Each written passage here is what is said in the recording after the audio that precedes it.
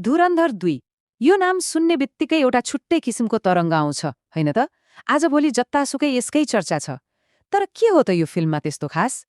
आउनुहोस् आज हामी एउटा एकदमै चर्चित समीक्षालाई खेलाएर हेरौँ र बुझौँ आखिर यो फिल्मले किन यस्तो तहल्का मचाइरहेको छ। समीक्षाको सुरुवात नै एउटा अनौठो प्रश्नबाट हुन्छ। समीक्षकले यो सोध्दैनन् कि फिल्म कस्तो छ, राम्रो छ कि नराम्रो, होइन।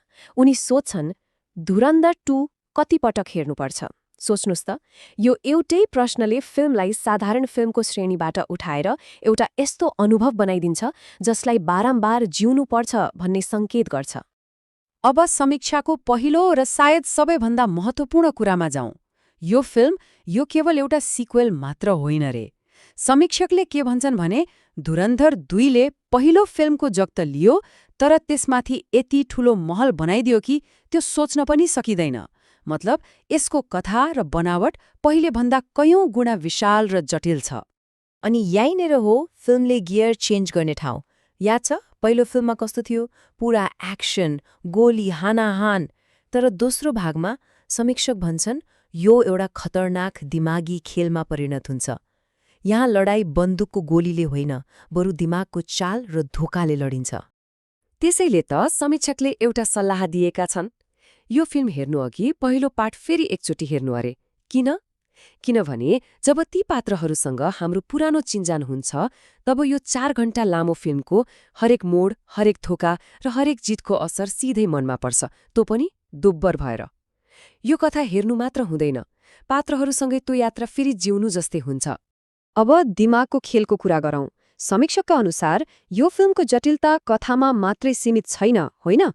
यो त एउटा बौद्धिक र राजनीतिक चुनौती जस्तै हो जसले हेर्ने मान्छेलाई केवल मनोरञ्जन दिँदैन बरु सोच्न पनि बाध्य बनाउँछ। अझ रोचक कुरा के छ भने समीक्षकले यसलाई सिनेम्याटिक चेस भनेका छन्। सोच्नुस् त, फिल्मको पर्दा एउटा चेसको बोर्ड हो। हरेक सीन एउटा चाल हो। हरेक डायलगको पछाडि लुकेको अर्थ छ। यदि जासुसले जस्तो ध्यान दिएर हेरिएन भने कुन गोटी कहिले र कहाँ काटिन्छ पत्तै नहुन सक्छ। अनि यो चेसका गोटीहरू के हुन् त? शक्ति, धोका, राजनीति, यी सब त छँदैछन्। तर समीक्षकले एउटा कुरामा निकै जोड दिएका छन्, त्यो हो वास्तविक घटनाहरूको प्रयोग। हो, रियल इन्सिडेन्ट्स। यसले गर्दा फिल्मको खेल अझै गम्भीर र खतरनाक बन्न पुग्छ। अनि यहाँनिर समीक्षकले एउटा यस्तो प्रश्न उठाएका छन् जसले पुरै कथाको जगै हल्लाइदिन्छ। प्रश्न छ, हामीले जसलाई दुश्मन सोचिरहेका छौं के ऊ साँच्चै दुश्मन हो त? वाह, दुश्मन कोही अर्कै छ? फिल्मले बाहिरबाट हेर्दा भारत-पाकिस्तानको द्वन्द्व देखाए जस्तो लाग्छ, तर समीक्षकको इशारा अर्कैतिर छ। कतै वास्तविक लडाई त देशभित्रै चलिरहेको छैन। यो कसरी हुन्छ त? समीक्षकका अनुसार फिल्मले अतिक अहमद जस्ता वास्तविक मानिसहरू र यूपीमा भएका घटनाहरूको झलक देखाउँछ। यसो गर्दा के हुन्छ भने कथा र वास्तविकता बीचको त्यो पातलो रेखा नै मेटिन्छ अनि हेर्ने मान्छेलाई एउटा असहज तर निकै शक्तिशाली अनुभव हुन्छ।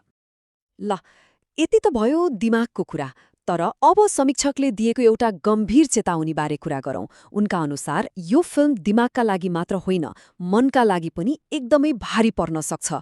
यसको इन्टेन्सिटी यति धेरै छ कि सायद सबैले यसलाई पचाउन सक्दैनन्। त्यो पनि कति बेर? 4 घण्टा? सोच्नुस् त, 4 घण्टासम्म! समीक्षकले यसलाई फिल्मको लम्बाइ मात्र भनेका छैनन्, यो त एउटा इमोसनल म्याराथन हो रे, जसले हेर्ने मान्छेलाई पुरै निचोडेर छोड्छ। खास गरी फिल्मको इन्टरभलको बारेमा त समीक्षकले सिधै भनेका छन्, इन्टरभलमा तपाईँ स्पिचलेस हुनुहुनेछ। मतलब बोल्ने शब्द नै हुँदैन।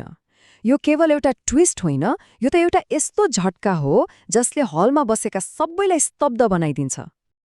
अनि यो चेतावनी अझै गहिरिँदै जान्छ। फिल्ममा भएको हिंसालाई समीक्षकले ज्वालामुखीसँग दाँजेका छन्। एकछिन सोच्नुस् है, सेन्सर बोर्डले 21 ठाउँमा कैँची चलाउँदा पनि एउटा टाउको काटेको सीन जस्ताको तस्तै राखिएको छ। यसबाटै अनुमान लगाउन सकिन्छ कि फिल्म कतिसम्म क्रूर छ। अब यति धेरै दिमाग ख्याउने कुरा र यति धेरै क्रूरताको कुरा सुनेपछि समीक्षकले आफ्नो सबैभन्दा बलियो तर्क अगाडि सार्छन्।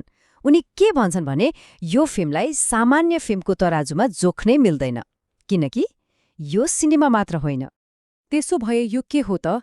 समीक्षकको भन्नुको मतलब एकदमै सरल छ। धुरन्धर 2लाई दिमागले विश्लेषण गर्न नखोज्नुहोस्, बरु मनले अनुभव गर्नुहोस्। यो एउटा चाडपर्व जस्तै हो जसलाई मनाइन्छ, विश्लेषण गरिँदैन। त्यसैले त उनी यसलाई क्रिटिक प्रुफ भन्छन्। मतलब यसमाथि तर्कले कामै गर्दैन, यो त भावनाको कुरा हो।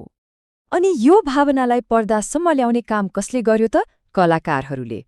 समीक्षकले खास गरी रणवीर सिंहको त खूब तारिफ गरेका छन्, उनलाई त गिरगिट नै भनेका छन्, किनकि उनले फिल्मको पहिलो र दोस्रो हाफमा दुई बिल्कुलै फरक मान्छेको भूमिका खेलेका छन् रे। अनि सञ्जय दत्त, उनी मात्रै यस्ता पात्र हुन् जसले हिरोलाई साँच्चै टक्कर दिन सक्छन्। अर्जुन रामपाल र आर माधवनको भूमिका सानो भए पनि एकदमै दमदार छ र गहिरो छाप छोड्छ। र अब कुरा गरौँ captain of the ship, director Aditya धरको। उनको लागि त समीक्षकसँग शब्द नै छैन, मात्र एउटा वाक्य छ, आदित्यले फिल्म होइन जिन्दगी बनाएका छन्। यो एउटा लाइनले नै सबै कुरा भन्छ। समीक्षकको लागि यो फिल्म एउटा कथा मात्र होइन, एउटा जिउँदो सास फेरिरहेको अनुभव हो। अब लागौं समीक्षाको निष्कर्षतर्फ। यहाँ समीक्षकले एउटा यस्तो बोल्ड स्टेटमेन्ट दिएका छन् जसले पूरै इन्डियन सिनेमालाई नै चुनौती दिन्छ। उनी भन्छन्, अब इन्डियन सिनेमाको सुरुवात सी फर सिनेमाबाट होइन, डी फर धुरन्धरबाट हुन्छ। सोच्नुस् त, यो फिल्मलाई एउटा हिट मात्र होइन, एउटा नयाँ युगको सुरुवात नै मानिएको छ। यो सबै विश्लेषणको अन्त्यमा समीक्षकले हामी सबैको लागि एउटा गहिरो प्रश्न छोडेर जान्छन्। के एउटा सिनेमाले साँच्चै मानिसहरूको सोच्ने तरिका बदल्न सक्छ? धुरन्धर 2 केवल एउटा मनोरञ्जनको साधन मात्र हो वा यसको लक्ष्य क्योभन्दा पनि ठूलो छ? अब यसको जवाफ त सायद फिल्म हेरेपछि नै पाइन्छ होला।